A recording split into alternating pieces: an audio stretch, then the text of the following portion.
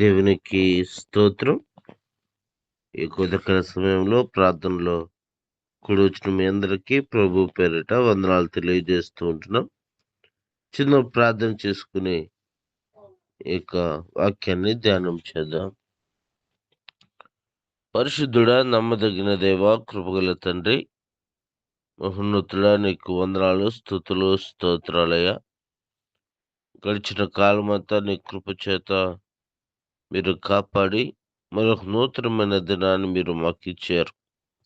ఈ యొక్క వేకువజామున నీ సన్నిధానంలో చేరి నీ స్తుతించి దేవా నీ వాక్యాన్ని ధ్యానం చేయబోతూ ఉండగా మీరే మా అందరితోనూ మాట్లాడమని, రావాల్సిన బిడ్డలను సకాలంలో నీ సముఖానికి నడిపించమని యేసుక్రీస్తు నామంలో ప్రార్థించి అడిగి వేడుకుంటున్నాము తండ్రి.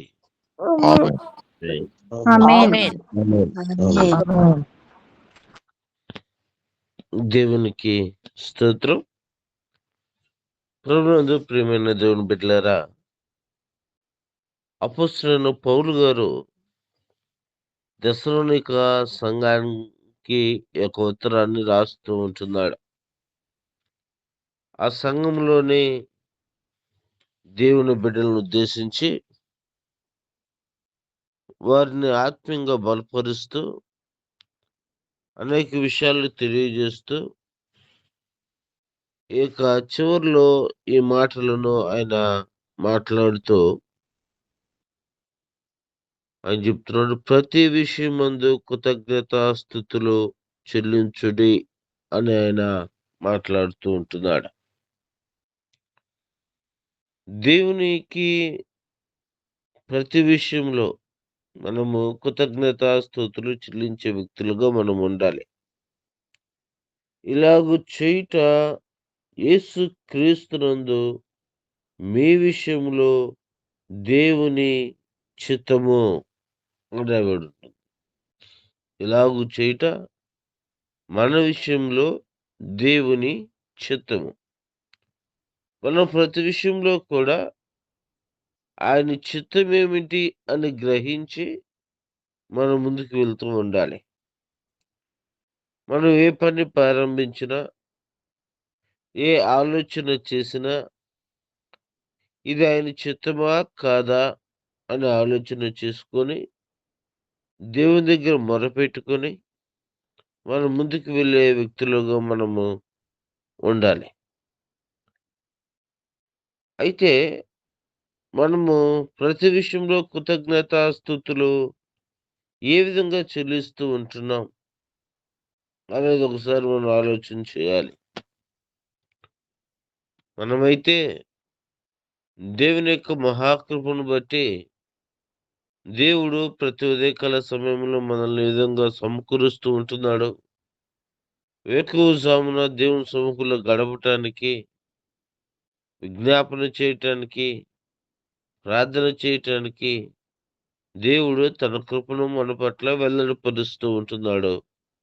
అందుబట్టి మనం దేవునికి కృతజ్ఞతాస్తుతులు మనం చెల్లిస్తూ ఉంటున్నాం. అయితే అనేక మంది క్రైస్తవ సమాజాన్ని మనం చూచినప్పుడు, దేవుని బిడ్డలైన వారిని చూచినప్పుడు, వారు దేవునికి కృతజ్ఞతాస్తుతులు చెల్లించటం కాదు గాని అసలు ప్రార్థించే వారే తక్కువైపోతున్న సమయాల్లో ఉంటున్నారు. దేవునికి అవిధేయులుగా జీవిస్తూ ఉంటున్నారు. సంవత్సరాలు జరిగిపోతూ ఉంటున్నాయి. క్యాలెండర్లు మారిపోతూ ఉంటున్నాయి.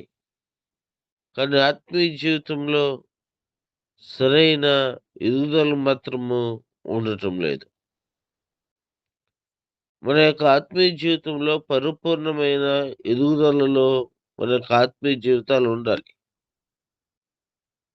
ఒక విత్తనము వేసినప్పుడు ఆ విత్తనము మొక్కగా వచ్చి చెట్టుగా మారి ఫలాలిచ్చే విధంగా మన యొక్క జీవితాలు ఉండాలని దేవుడు ఆశపడుతూ ఉంటున్నాడు. యేసు యొద్దకు వచ్చిన మనము, ఆయనను సొంత రక్షకుడిగా అంగీకరించిన మనము, మన యొక్క ఆత్మీయ జీవితంలో కూడా అనేక ఆత్మ సంబంధమైన ఫలాలతో మనము ఫలించే వ్యక్తులుగా ఉండాలని దేవుడు ఆశపడుతూ ఉంటున్నాడు. అది దేవుని చిత్తం. మనలో ఎలాంటి చెడ్డ కార్యాలు లేకుండా, మనలో ఎలాంటి చెడ్డ ప్రవర్తన లేకుండా, దేవుని దృష్టికి పవిత్రులముగాను, నిందారహితులముగాను, యథార్థవంతులుగాను, నీతిమంతులుగాను, మంచివారముగాను, ఈ ఆత్మ సంబంధమైన ఫలముల చేత మనం అలంకరించబడటం అనేది దేవుని యొక్క చిత్తము. దేవుని యొక్క చూపు ఆయన ప్రతి దినము ప్రతి ఒక్కరిని ఆయన పరిశీలిస్తూ ఉంటున్నాడని భయం కలిగి మనం జీవించే వ్యక్తులుగా మనం ఉండాలి. ఆయన ఒక దినాన నరులను పరిశీలించినప్పుడు, ఆ నరుల యొక్క హృదయమంతా, తలంపంతా దేవుని దృష్టికి చెడుతనమును కానొచ్చేదిగా కానొస్తూ ఉంటుంది. ప్రభునందు ప్రియ దేవుని బిడ్డలారా, అనేక మంది నామకార్థ క్రైస్తవ జీవితం మనం గమనించినప్పుడు, ఈరోజు 31 తారీఖు అనుకోండి, దేవుని యొక్క సముఖానికి వస్తారు. వచ్చి ఆ రోజు రాత్రి ప్రభు మందిరంలో ఉంటారు. 31 అవ్వటము, బయటకు వచ్చి మందులు కాలుస్తూ ఉంటారు. ఆనందం వెల్లబుస్తూ ఉంటారు. ఎందుకు ఆనందం వెల్లబుస్తున్నారంటే డేట్ మారింది. 2025 పోయి 2026 వచ్చింది. కాబట్టి సంతోషంతో మందులు కాలుస్తూ ఉంటారు. ఆయుష్కాలం ఇచ్చిన దేవుడిని మర్చిపోతారు. ఆఖరికి మందిరంలో ఉండవారు సైతము ఎలా మందులు కాలుస్తున్నారు అని ఆలోచన చేస్తూ ఉంటారు. ప్రార్థన సంగతిని పక్కన పెట్టివేస్తారు. ఇదంతా మనం చూస్తూనే ఉంటాం. మనకు తెలిసి చేస్తూ ఉంటాం ఇది. దేవుడు మనకి ఆయుష్కాలం ఇచ్చి మరొక సంవత్సరాలు పొడిగిస్తున్న విధానాన్ని బట్టి మనం ఆనందించాలి. ఎక్కడ ఆనందించాలి? లోకంలో ఆనందించకూడదు. లోకంలో పరిస్థితులను బట్టి మనం ఆనందించకూడదు. దేవుడు మనకు ఆయుష్కాలం ఇచ్చినందుకు దేవునియందు ఈ కృతజ్ఞతలు, స్తుతులు చెల్లించాడు. అందుకే ఆయన అంటాడు, ప్రతి విషయమందు ఆయనకు కృతజ్ఞతలు తెలియచేయాలి. అట్లనే ఆయన అంటాడు, పౌలు గారు చెప్తాడు, ఆనందించుడి, ప్రభువునందు ఆనందించుడి అంటాడు. ఎక్కడ ఆనందిస్తూ ఉంటామంటే మనము లోకానుసారంగా మనం ఆనందించే వ్యక్తులుగానే మనం ఉంటాం. ఎప్పుడు లోకంలో ఉన్న పద్ధతులు అనుసరించి జీవించటానికి మాత్రమే మనం ఆనందిస్తూ ఉంటాము. లోకంలో ఉన్న వాటి వైపు చూస్తూ మనం ఆనందిస్తూ ఉంటాము. ఇదివరకి ఇక నూతన సంవత్సరం వచ్చినప్పుడు ఆ యొక్క మందిరంలో ఉండేది కాదు. రోడ్డు మీదకి వెళ్ళి ప్రతి లారీని, ప్రతి ఆటోను, అదేవిధంగా ఆ రోడ్డు మీద బళ్ళు మీద తిరుగుతున్న వాళ్ళకి, వాళ్ళు గూడా ఎందుకు తిరుగుతున్నారంటే happy new year, happy new year అని చెప్పుకుంటూ వాళ్ళు ఆ యొక్క బళ్ళు మీద తిరుగుతూ గోల గోలగా తిరుగుతూ ఉంటే, వారి దగ్గరికి పోయి వాళ్ళకి షేక్ హ్యాండ్ ఇచ్చి wish you happy new year అని చెప్పి అదెందుకు గొప్ప విజయం సాధించినట్లుగా మనం మాత్రమే దాన్ని సెలబ్రేట్ చేస్తున్నట్టుగా అదే ఆ దినమున దేశంలో గొప్ప మార్పు వచ్చేసినట్లుగా ఏదో పెద్ద విజయాన్ని మనం సాధించినట్టుగా ఎంతో గొప్పగా, గర్వంగా ఎళ్లి అక్కడ మనం సెలబ్రేట్ చేసుకుంటూ ఉంటాం. కనపడిన ప్రతి ఒక్కరికి హ్యాపీ న్యూ ఇయర్ అని చెప్తూ. ఏముంది? మార్పు లేని జీవితంతో, క్రీస్తుని ఎరగని జీవితంతో, లోక సంబంధమైన ఆనందం కోరుకుంటూ విచ్చలవిడిగా రోడ్ల మీద తిరుగుతూ, ఇష్టానుసారంగా మాట్లాడుకుంటూ, ఇష్టానుసారంగా ప్రవర్తిస్తూ, ఈ విధంగా తిరుగుతూ సెలబ్రేట్ చేస్తూ ఉంటారు. అది దేవుని చిత్తము కాదే. ఇక మరొక నూతనమైన సంవత్సరాన్ని దేవుడు మనకిస్తున్నాడంటే, ఈ నూతనమైన సంవత్సరంలో దేవుడు మన పట్ల ఉద్దేశించిన ఉద్దేశాలు ఏమిటి? నేను దేవునికి అనుగుణంగా ఎలా జీవించాలి? నాలోని సమస్తమైన లోపాలను ఏ విధంగా సరిజేసుకొని, దేవునికి ఇష్టమైన రీతిలో నేను ఎలా జీవించాలి? అనేది గదా నువ్వు దేవుని దగ్గర నువ్వు వెతకాల్సింది. దేవుని సముఖంలో ఉంటూ కూడా లోక ఆనందం కోసం పరుగెత్తుతూ ఉంటాం. ఇంకా మనం గమనించినప్పుడు ఆ నూతనమైన ఆ సంవత్సరంలోకి మనం అడుగుపెట్టే సమయంలో మనము కొన్ని వాగ్దానములు మనం తీసుకుంటూ ఉంటాం. ఏమిటి ఆ యొక్క వాగ్దానములు అని మనం గమనించినప్పుడు ఆశీర్వాదపు సంబంధించిన వాగ్దానములు మాత్రమే మనం తీసుకుంటాం. అలా తీసుకొని ఇది దేవుని చిత్తంలాగా మనం భావిస్తూ ఉంటాం. ఆశీర్వాదకరమైన వాగ్దానములే సిద్ధపాటు చేయబడి ఉంటాయి. ఆ సిద్ధపాటు చేయబడిన ఆ వాగ్దానములను మనం ప్రార్థన చేసుకొని, ఆ యొక్క వాగ్దానం తీసుకుంటూ ఉంటాం. అలా తీసుకున్న వాగ్దానము ఇది దేవుని చిత్తమై, దేవుడు ఇదిగో నన్ను ఆశీర్వదిస్తూ ఉంటున్నాడు. భూమి నువ్వు పంట వేస్తే ఆ పంట నీకొచ్చిద్ది. ఆమేన్. నీకు సంతానం కలిగిద్ది. ఆమేన్. నువ్వు చేసే ప్రతి పనిలో దేవుడు నీకు తోడుగా ఉంటాడు. ఆమేన్.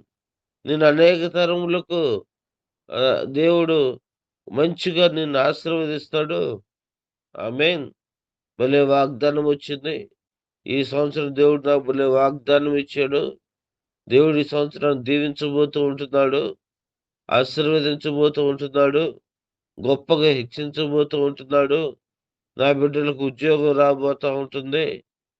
నా కుటుంబంలో మరొక బిడ్డ రాబోతూ ఉంటున్నాడు. నేను మోడుగా ఉండటం దేవునికి ఇష్టం లేదు. చిగురు నా జీవితంలో మా దాంట్లో వస్తూ ఉంటుంది. ఇలా వాగ్దానం దేవుడిచ్చాడు. దేవుని చిత్తం ఈ దినమున ఈ సంవత్సరం నా పట్ల నెరవేరబోతూ ఉంటుంది. అని ఆ వాగ్దానాలను బట్టి సంతోషించే వ్యక్తులుగా మనం ఉంటాం. ప్రభునందు ప్రియ దేవుని బిడ్డలారా, వాగ్దానము దేవుని యొక్క వాగ్దానము ఏది నిర్ధారకము కాదు. ఆయన మాట ఇచ్చేటప్పటికి నరుడు కాదు. ఆ వాగ్దానము మన పట్ల నెరవేర్చబడాలి అనంటే, మనము దేవుని పోలుగు చొప్పున చేయబడిన వారమన్న సంగతిని మనం గ్రహించాలి.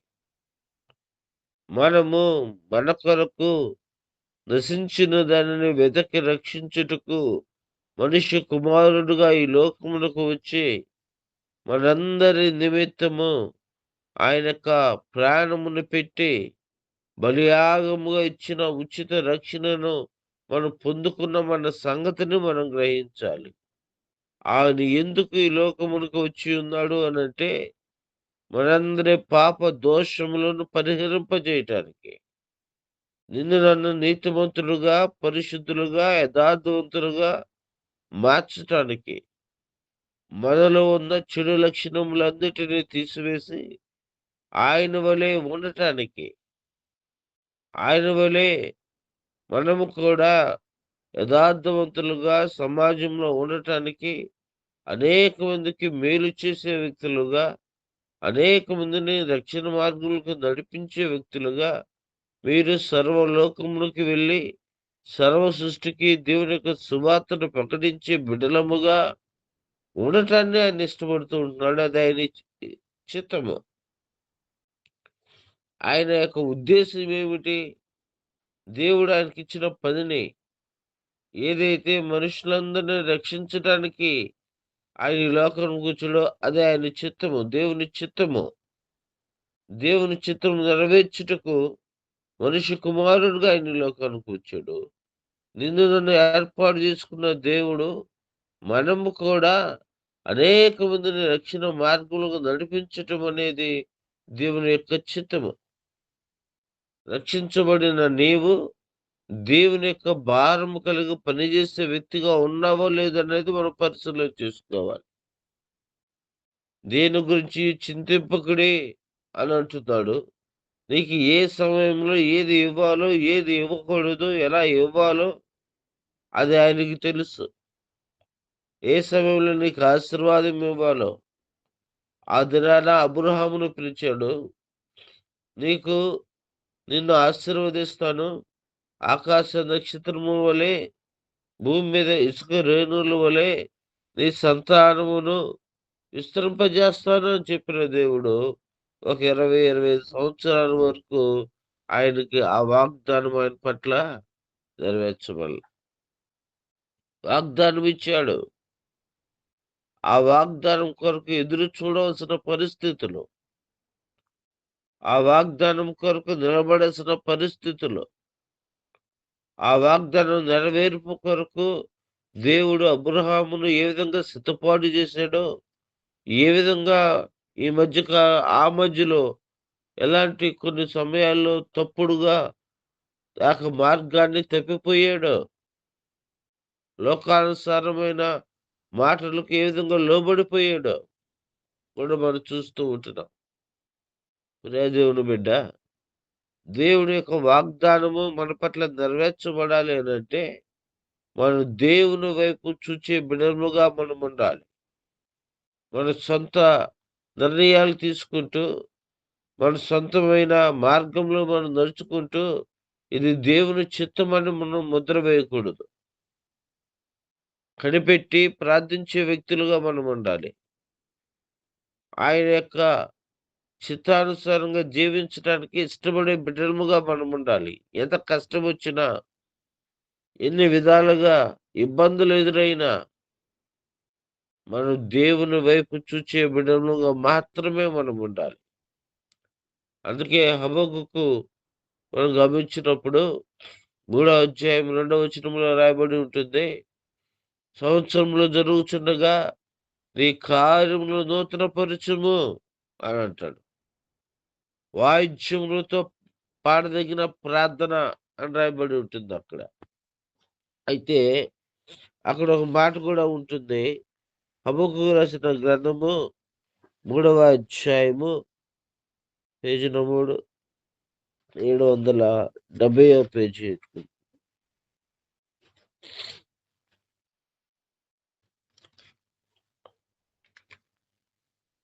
3వ అధ్యాయము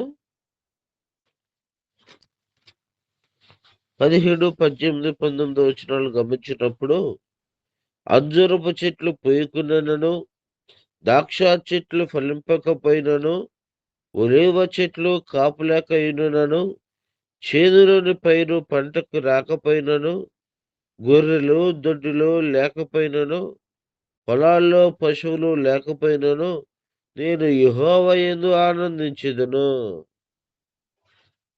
ఈ సంవత్సర కాలంలో వాగ్దానం తీసుకున్నప్పుడు ఏమి లేకపోయినా నువ్వు దేవుని యందు ఆనందించాలనగానే ఆ కార్డు వచ్చిందనుకోండి, పొరపాటున ఆ కార్డు ఆ పక్కన పెట్టి ఇంకో కార్డు తీసుకునే ఉంటాం.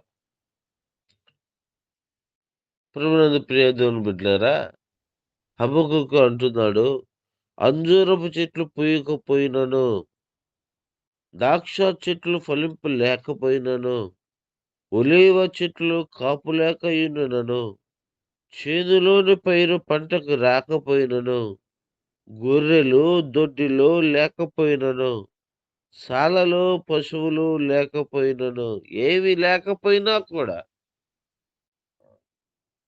నేను యెహోవా యందు ఆనందించెదను. ఇది కదా దేవుని చిత్తము. అన్నీ ఇస్తేనే ఆయన్ని ఆరాధిస్తాము కావడం, అన్నీ బాగుంటేనే ఆయన్ని వెంబడించటము కాదు. నీకు రోగం వచ్చినా, నువ్వు వ్యాధి పరిస్థితుల్లో ఉన్నప్పటికీ, నీ జీవితము తల్లకిందులైపోతున్నప్పటికీ, నీకు తినటానికి తిండి లేకపోయినా, ఉండటానికి నివాసం లేకపోయినా, దేవుణ్ణి విడిచిపెట్టే వ్యక్తులుగా మనం ఉండకూడదు. ఏముండా లేకపోయినా పర్వాలేదు. నాకు నా దేవుడు ఉంటే చాలు అని ఆయన వైపు చూడటం ఆయన ఇష్టము. అన్నీ ఉంటే ఆయన్ని వెంబడించటం కాదు. ఈరోజు సమాజంలో గమనిస్తూ ఉంటున్నాం. ఎవరికైనా వ్యాధి కలిగిందనుకోండి, ఈ వ్యాధిలో నుంచి నన్ను రక్షిస్తే నేను ఆయన వెంబడిస్తానయ్యా, నేను కూడా ప్రార్థనకొస్తానయ్యా అంటున్నారు. ఆఫర్ ఇస్తా ఉంటున్నారు. కొత్త సంవత్సరంలో దేవునికి ఆఫర్‌లు ఇస్తా ఉంటున్నారు. బట్టల షాపుకెళ్ళినప్పుడు, బట్టల షాపులో వాళ్ళు ఆఫర్‌లు ఇస్తూ ఉంటారు. ఒకటి కొంటే ఒకటి ఫ్రీ అని. లేకపోతే 2 కొంటే 4 ఫ్రీ అని. రేట్లు తగ్గిస్తున్నామని. ఇలా మనం గూడా దేవునికి ఆఫర్‌లు ఇచ్చే వ్యక్తులుగా మారిపోయాం. ఆఖరికి భక్తి ఆ విధంగా వచ్చింది. నా బిడ్డలకి ఉద్యోగాలొస్తే నేను గూడా ప్రార్థనకు వద్దాం అనుకుంటున్నాను. నా బిడ్డలకి మంచిగా వాళ్ళు చదువుకొని స్థిరపడితే మేము గూడా ప్రార్థనకు వద్దాం అనుకుంటున్నాము. మేము కూడా మా ఇంట్లో దేవుడిని ఆరాధిస్తామయ్యా. మా ఇంట్లో అందరితో పాటు ఆయన ఫోటో కూడా ఉంటుందయ్యా. మాకు మేలు జరిగితే మేము కానుకిస్తా ఉంటామయ్యా. ఇట్లా మాకేదైనా అనారోగ్యం ఉంది ప్రార్థన చేయండి. అవసరమైతే మా కోసం ఉపవాసం ఉండి ప్రార్థన చేయండి. నేను గూడా ప్రార్థనకొస్తాను అని ఇట్లా ఏం చేస్తా ఉంటున్నారంటే ఆఫర్‌లు ఇస్తా ఉంటున్నారు. వచ్చే సంవత్సరం నుంచి అయినా ప్రార్థనకి రావాలని కోరుకుంటూ ఉంటున్నాను. నా కోసం ప్రార్థన చేయండి. అయితే మా ఇంట్లో మాకు ఈ యొక్క సమస్యలున్నాయి. ఆర్థిక సమస్యలున్నాయి. అవన్నీ పోవాలని ప్రార్థన చేయండి. ఈ అప్పులన్నీ పోతే అప్పుడు దేవుని యొక్క సముఖానికొస్తాము అని ఏం చేస్తా ఉంటున్నారంటే చెప్తూ ఉంటున్నారు. ఇది దేవుని చిత్తము కాదు. మనం దేవునికి ఆఫర్‌లు ఇచ్చే వ్యక్తులుగా మనం మారిపోయింది మన భక్తి. అసలు దేవుని సముఖానికి ఎందుకు వస్తున్నారో అసలు ఆ సంగతినే మర్చిపోతూ ఉంటున్నారు. ఆయన యొద్దకు ఎందుకు రావాలి అనంటే, మన వ్యాధులు పోతాయనో, మన కుటుంబాల్లో ఆశీర్వాదాలు మెండుగా ఉండాలనో, మన ఈ లోకంలో గొప్పవారుగా, పేరు ప్రఖ్యాతులుగాంచిన వ్యక్తులుగా ఉండాలనో ఆశించి కాదు మనం ఆయన సముఖానికి రావాల్సిందే. ఇంత గొప్ప రక్షణను మనకిచ్చినందుకు ఎవరు తీయలేని, ఎవరి చేతకాని దోషములను, పాపములను మన యొక్క జీవితంలో ఎవరు చేయలేని గొప్ప రక్షణ ఉచితంగా ఇచ్చినందుకు ఆయనకు కృతజ్ఞతలు తెలియచేయాలి. ఇంత గొప్ప రక్షణను మనం నిర్లక్ష్యము చేయకుండా ఆయన యొక్క రక్షణ ఆనందాన్ని మనం పొందుకోవటానికి ఆయనిచ్చిన సమాధానము లోకములో ఎక్కడ ఉండదు. నా శాంతినే మీకు అనుగ్రహించుచున్నాను. లోకమిచ్చినట్టుగా కాదు అని అంటున్నాడాయన. అలాంటి శాంతిని, సమాధానమును, నెమ్మదిని, ఓర్పును, పరిశుద్ధతను, నీతిని మనకిచ్చిన ఆ దేవుని స్తుతించుటకు ఆయన యొద్దకు రావాలి. అందుకు ఆయన్ని వెంబడించాలి. ఈ లోకంలో ఏదో సంపాదించుకోవటానికి కాదు ఆయన సముఖానికి రావాల్సిందే. అది ఆయనిస్తాడు. నువ్వు యథార్థంగా జీవిస్తే ఆయనిస్తాడు. ఆ తర్వాత అంటున్నాడు, నేను యెహోవా యందు ఆనందించుచున్నాను అనంటూ, నా రక్షణకర్తమైన నా దేవుని యందు నేను సంతోషించెదను. ప్రభువు యెహోవాయే నాకు బలము. మన బలము ఎవరయ్యా అంటే దేవుడే. ఎవరు మనకు బలము కాదు. ఎవరు మనకు ఆధారము కాదు. ఎవరి మీదను మనం ఆధారపడకూడదు. మన ఆధారం మాత్రము దేవుడు మాత్రమే. మనం చూడవలసింది దేవుని వైపు మాత్రమే. మనం నడవవలసింది దేవుని యొక్క మార్గంలో మాత్రమే. నేనే మార్గమును, సత్యమును, జీవమును. ఆ యొక్క జీవమునిచ్చే దేవుడు, జీవాధిపతిగా మనకి తోడుగా ఉన్న దేవుడు, ఇమ్మానుయేలుగా ఎల్లప్పుడూ తోడుగా ఉన్న దేవుడు, ఆయన వైపు చూచి మాత్రమే మనం రావాలి. ఆయన వైపు మనము ఆయన మార్గంలో జీవించటానికి దేవుడిచ్చిన గొప్ప రక్షణను నిర్లక్ష్యం చేయకుండా ఆయన్ని వెంబడించడానికి మాత్రమే మనం ఎల్లప్పుడూ దేవునికి కృతజ్ఞత స్తుతులు చెల్లించాలి. మనం గమనిస్తూ ఉంటాము. ఆనవాయితీతో కూడిన ప్రార్థనలు పెట్టుకునే వ్యక్తులుగా మనం మారిపోతూ ఉంటున్నాం. అదేమంటే దేవునికి కృతజ్ఞత స్తుతులు. సంవత్సరానికి ఒకసారి మన ఇంటికాడ ప్రార్థన పెట్టుకుంటూ ఉంటాము. సంవత్సరం అయిపోతుంది కాబట్టి కృతజ్ఞతగా థాంక్స్ గివింగ్ ప్రేయర్ అని పెట్టుకుంటూ ఉంటాం. ఈ సంవత్సర కాలంలో మనకేదైనా గొప్ప కార్యం జరిగితే అప్పుడు థాంక్స్ గివింగ్ ప్రేయర్ అని పెట్టుకుంటూ ఉంటాం. మంచిదే. కానీ ప్రతి విషయంలో కూడా కృతజ్ఞత ఉండాలి గదా! ప్రతిరోజు నిన్ను సంరక్షిస్తూనే ఉంటున్నాడు గదా! ప్రతిరోజు నీకు ఒక అవకాశం ఇస్తూనే ఉంటున్నాడు కదా! నీ జీవితంలో ఏ మార్పు వచ్చింది? నువ్వు దేవుని యొక్క చిత్తంలోకి మారటానికి, దేవుని యొక్క స్వారూప్యంలో మారటానికి, ఈ 365 రోజుల్లో నీలో ఉన్న దేన్ని నువ్వు వదులుకున్నావు నూతనమైన సంవత్సరానికి ఎళ్ళబోయే ముందు? ఏది వదులుకున్నావు? దేవుని యొద్ద నుంచి ఏమి సంపాదించుకున్నావు? దేవుని కొరకు ఎంతవరకు నువ్వు ప్రయాసపడ్డావు? దేవుని కొరకు ఎంతవరకు నువ్వు పాటుపడి ఆయన మార్గంలో ఆయన సత్యాన్ని ప్రచురముపరచుటకు, ఆయన చిత్తాన్ని జరిగించటానికి, ఆయన చిత్తానుసారంగా జీవించటానికి, ఆయన ఒక దినాన నాలో ఏ లోపమైన ఉన్నదేమో మీరు నేరస్థాపన చెయ్యండి అని అడిగినప్పుడు ఎవరి వల్ల కాలేదే. పిలాతు గూడా అంటూ ఉంటున్నాడు కదా! నువ్వేదైనా మాట్లాడితే నీ మీద ఈ శిక్ష పోయిద్ది. నువ్వు మౌనంగా ఉండొద్దంటే ఆయన మౌనం వహించాడు. శ్రమలలో మౌనం వహించాడు. కష్టంలో మౌనం వహించాడు. ఆయన నోరు తెరిచి ఒక మాట చెబితే ఆయన మీదకి ఏ శిక్ష ఉండేది కాదు గదా! అలాంటి శ్రమలలో సైతము మన దేవుని వెంబడించే విధంగా అలాంటి ఓర్పును, సహనమును కలిగి నువ్వు ఈ యొక్క సంవత్సరము జీవించావా? ఆయన వైపు చూస్తూ నువ్వేమి నేర్చుకున్నావు? ఇంకా లోకంలో ఉన్న పద్ధతులు మనం నేర్చుకుంటున్నాము గానీ, ఆయన చూసి మాత్రం ఏమి నేర్చుకోవటం లేదు. ఆయన స్వారూప్యంలోకి పరిపూర్ణంగా మార్చబడాలనే ఆశ ఎంత మాత్రము లేకుండా పోతా ఉంటుంది. ఏ కాడకి సంవత్సరాలు జరుగుచుండగా, ఎన్ని సంవత్సరాలు గడిచినా తరగని ధాన్యాన్ని సమకూర్చుకున్నాను. ఇక నాకు భయం లేదు. నా ప్రాణమా తినుము, తాగుము, సుఖించుము అని ఆ యొక్క వ్యక్తి పలికినట్లుగా సంవత్సరాలకు తరబడిన ధనమును సమకూర్చుకునటానికి ఏ విధంగా ఈ లోకంలో సంతోషంగా ఉండాలి అనంటే ధనాన్ని పెంచుకుంటూ పోతానికి మాత్రమే మనం ప్రయాసపడుతూ ఉంటున్నాము. మనకు ధనం వస్తే దేవునికి కృతజ్ఞతలు. ధనం రాకపోతే దేవుడు నన్ను చిన్న చూపు చూసాడు అని అంటాం. పంట వస్తే దేవునికి స్తోత్రము, కృతజ్ఞత. పంట రాకపోతే పంటంతా పాడైపోయింది. ఏమీ రాలేదు ఈ సంవత్సరము. దేవుడు మమ్మల్ని ఎందుకనో తక్కువగా చూసాడని అంటాం. ప్రతిదీ దేవుని మీద నేరారోపణ చేయటమే గదా!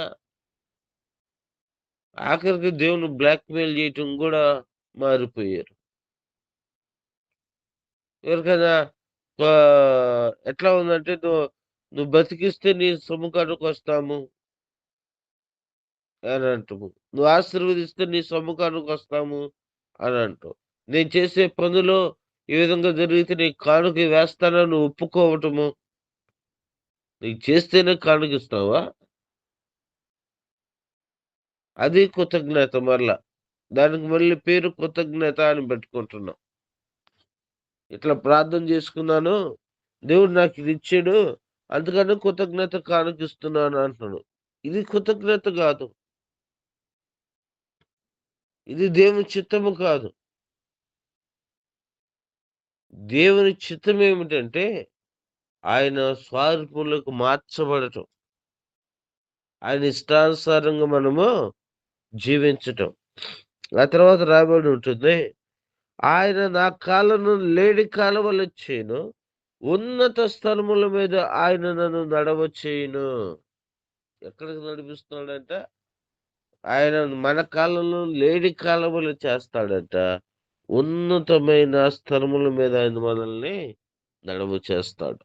ఎప్పుడైతే మనం ఈ లోకానుసారమైన జీవితాన్ని జీవించకుండా దేవుని వైపు చూస్తాము. ఏమున్నా లేకపోయినా నేను నిన్ను వెంబడిస్తానయ్యా అని ఆయనకి ఇష్టానుసారంగా జీవించడానికి మనం ఇష్టపడతామో, ఏవో అన్నీ కోల్పోయినప్పటికీ కూడా భార్యలను భార్యను క్షమించండి. భార్యను, అదేవిధంగా బిడ్డలను, గొర్రెలను, మేకలను, సమస్తమైన వాటిని కోల్పోయినప్పటికీ కూడా దేవుడిచ్చును, దేవుడే తీసుకొనును. దేవునికి స్తోత్రం అంటున్నాడు. ఇది దేవుని చిత్తము. ఏమున్నా లేకపోయినా దేవుడే ఇచ్చును, దేవుడే తీసుకున్నాడు. ఇది దేవుని చిత్తము. భార్య వచ్చి ఇంకా దేవుడు, దేవుడిని ఎందుకు అంటావు అని అంటుంటే, ఆయన ఎంత మాత్రం కూడా తన మాటల్లో ఎక్కడ తప్పిదము చేయలా. ప్రియ దేవుని బిడ్డ, పక్కనున్న వారు నువ్వేదో దేవుని పట్ల ఏదో అవిధేయత చేసావు అని నిందిస్తున్నప్పటికీ, ఆయన ఎక్కడ కూడా తన మాటల్లో ఎక్కడ తప్పును దొరలలేదు. దేవుని వైపు చూచాడు. ఏముండా లేకపోయినా దేవుని కొరకు నిలబడి ఉన్నాడు. దేవుడు మరలా ఏమిచ్చాడో తెలుసా? బలమైన ఆశీర్వాదాన్ని ఇచ్చాడు. ఆయనే నాకు బలము. ఎగతాళి చేసిన వారి ఎదుట, నిందించిన వారి ఎదుట, అవమానపరిచిన వారి ఎదుట, అందరి ఎదుటను మరలా దేవుడు అత్యున్నతమైన స్థానంలో మరలా రెండింతల ఆశీర్వాదాన్ని యోబు తన జీవితంలో చూచాడు. ఉన్నతమైన స్థలంలో నిలబెట్టాడు యోబుని. ఒక దినాన దేవుడు నిన్ను కూడా నిలబెడతాడు. ఏముండా లేకపోయినా మనం దేవుని వైపు చూచినప్పుడు, దేవుని కొరకు మనం నిలబడినప్పుడు, దేవుని సాక్షిగా బతకటానికి ఆశించినప్పుడు, దేవుని పనిలో ఏమాత్రం వెనక్కకు వెళ్ళకుండా ముందుకు ప్రయాణమై మనం నడిచినప్పుడు, ఒక దినాన అత్యున్నతమైన స్థలములో ఎవరికి అందలేనంత స్థితిలో దేవుడు మనల్ని నిలబెడతాడు. కాబట్టి ప్రభునందు ప్రియ దేవుని బిడ్డ, ఆ యొక్క స్థితి కొరకు మనము ఎదురు చూచే వ్యక్తులుగా ఉండాలి. దేవుని వైపు చూచే బిడ్డలముగా ప్రతి పరిస్థితిలో దేవునికి కృతజ్ఞతలు తెలియజేస్తూ, ప్రతి విషయంలో ఏమున్నా లేకపోయినా ఆయనందు ఆనందించే వ్యక్తులుగా ఉండినట్లుగా, అబ్రహాము తనకిచ్చిన వాగ్దానం కొరకు ఎదురు చూసినట్లుగా, ఏమున్నా లేకపోయినా అన్ని కోల్పోయినా దేవునికి అవిధేయుడుగా మారకుండా, దేవునికి దూరము కాకుండా దగ్గరగా సమీపస్తుడుగా మారాడు. హబక్కూకు అంటున్నాడు, ఏమున్నా లేకపోయినా నేను నిన్నే వెంబడిస్తానయ్యా. నాకు నీవుంటే చాలు. మనం చాలా సందర్భాల్లో పాడుకుంటాం. నీవుంటే నాకు చాలు యేసయ్యా అని. కానీ నిజ జీవితంలో మాత్రము ఆయన లేకుండా మనకి ఈ లోకంలో అన్నీ కావాలన్నట్లుగా పరిగెత్తుతూ ఉంటాం. ఆయన సమ్ముఖాన్ని కూడా నిర్లక్ష్యం చేసి మనం వెళ్ళిపోతూ ఉంటాము. ఆయనకి కనీస గౌరవం గూడా ఇవ్వలేని పరిస్థితుల్లో మన యొక్క ఆత్మీయ జీవితాలు ఉంటాయి కొన్ని సందర్భాల్లో. మనుషుల కోసం అంతగా పరిగెత్తుతాం గానీ, దేవుణ్ణి మాత్రము విడిచిపెట్టే వ్యక్తులుగానే మనం ఉంటాం. ఇది కృతజ్ఞత గాదు. ఏముండా లేకపోయినా ఆయన వెంబడించే బిడ్డలముగా, ఆయన సముఖానికి వెళ్ళి నడిపించే బిడ్డలుగా మనం ఉండాలని ఆ దినాన అపోస్తలుడైన పౌలు గారు ఇక దెస్సలోనిక సంఘానికి రాస్తూ మీరు ఆయన చిత్తాన్ని గ్రహించండి.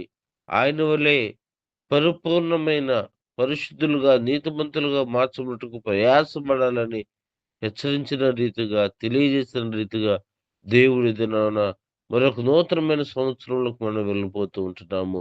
సరైన తీర్మానం కలిగి, పరిశుద్ధత కలిగి, ఆయన చిత్తాన్ని సర్వలోకానికి వెళ్లి సర్వ సృష్టికి సువార్తను ప్రకటిస్తూ మనం ముందుకు వెళ్ళాలని దేవుడి యొక్క ఉదయకాల సమయంలో మనతో మాట్లాడుతూ ఉంటున్నాడు. అట్టి గొప్ప పరిశుద్ధాత్మ దేవుడు మనకందరికి కలుగుజేయును గాక. ఆమేన్. అందరికీ వందనాలు. అండి అందరు తలలు వంచినట్లయితే, మహాగణుడ, మహోన్నతుడ, సర్వ సృష్టికర్త, సర్వాధికారి, ఘనమైన శ్రేష్టమైన నామానికి వందనాలు, స్తుతులు, స్తోత్రం నాయన. అయ్యా నా గొప్ప తండ్రి, ఈ ప్రియ బిడ్డ ద్వారా నాయన అనేకమైన మర్మాలు నాయన దైవ గ్రంథములో నాయన చూపబడి, ఆత్మీయ మర్మాలు, జీవవాక్కులు నా తండ్రి మన్నా వలె మా మధ్యలో కురిపించినందుకు వందనాలు, స్తుతులు, స్తోత్రం నాయన. అపోస్తలుడైన పౌలు నా తండ్రి దెస్సలోనిక సంఘానికి వ్రాస్తూ నాయన ఇట్లంగా జరిగించే బిడ్డలాగా ఆయుత్తపరచమని అడుగుతున్నాం ఆయన. నా గొప్ప తండ్రి ప్రతి ఒక్క విషయంలో నాయన, ప్రతి ఒక్క విజ్ఞాపనలో నాయన, ప్రార్థనలో నాయన పట్టుదల కలిగి, మెలకువ కలిగి నాయన, నీ యందు భయభక్తులు కలిగి నాయన అయ్యా మేము వచ్చే బిడ్డలాగా ఆశీర్వదించమని అడుగుతున్నాం నాయన. ఎవరికి ప్రతి ఒక్కరు రావాలి నాయన, ప్రతి ఒక్క సంఘం కూడుకోవాలి నాయన, ప్రతి ఒక్కరు విజ్ఞాపనలు చేయాలి ప్రభువా, ప్రతి ఒక్కరు ప్రార్థన ఫలింపులు చేయాలి నాయన. అయా వారి కుటుంబాలు, వారి బిడ్డల్ని మీ దీవెనకరముగా, మేలుకరముగా, ఆశీర్వాదకరముగా పొందేదానికి సహాయకుడు, పోషకుడు, రక్షకుడై ఉన్నాడని ఎరిగి ఉండి నాయన భయభక్తులు కలిగి నాయన వారు ప్రతి ఒక్కసారి ప్రతి ఒక్క టైం కేటాయించవలసినదిగా కోరుచున్నాం నాయన. విజ్ఞాపన ప్రార్థన అని చూసుకొని నాయన అయ్యా వాళ్ళందరూ వచ్చి మిక్కిలుగా నాయన అంచెలంచెలుగా ప్రేయర్ టవర్ ని ఈసివై ప్రేయర్ టవర్ లో నాయన అంచెలంచెలుగా ఆశీర్వదించి ఆయుత్తపరచమని అడుగుతున్నాం. నీ బిడ్డల ద్వారా నాయన అనేక నాయన మర్మాలు నాయన మాకు తెలియపరుస్తున్నారు. అందును బట్టి స్తుతులు, స్తోత్రం నాయన. చేరి కూడిన బిడ్డల్ని ప్రతి ఒక్కరిని, ప్రతి కుటుంబాలని ఆదరించండి. అధ్యక్ష పదవుల భారభరితమైన పదవులు ఇచ్చున్నారు నాయన. వాళ్ళకి మంచి జ్ఞానమును, తెలివిని, వివేచనమును ఎక్కడ పోయినను మీరు ముందుండి వెనకుండి ఆవరించి బిడ్డలకి నాయన మీరు ఆత్మీయ ఆహారమును పంచమని అడుగుతున్నాం. వారి కుటుంబాలు, వారి బిడ్డల్ని మీ దీవెనకరముగా, మేలుకరముగా, ఆశీర్వాదకరముగా పొందేదానికి సహాయం దయచేయండి. అయ్యా ఇంతవరకు మాతో మాట్లాడిన దేవా, ఉదయమునే నాయన మాకు ఏమి పని బాటల్లో నాయన, ఆయా ఉద్యోగ రీత్యా విషయంలో నాయన, రాకపోకలో నాయన, గృహమ చేరినంత వరకు నిండైన మెండైన కాపుదల కంచి వేసి నాయన మమ్మల్ని, మా కుటుంబాల్ని మీ పాదాల చెంత పెడుతూ సమస్త ఘనత, మహిమ, ప్రభావములు మీకై ఆరోపించుకుంటూ నా ఆశ్రయదుర్గమా, నా విమోచకుడా, నా నోటి మాటలు నా హృదయ దాని దృష్టికి అనుకూలమంటూ కొద్ది మలవును నజరేడైన యేసే నామ బట్టి కోజారి వేడుకొనుచున్నాము తండ్రి. Amen. Thank you sir. Amen. Amen. Amen.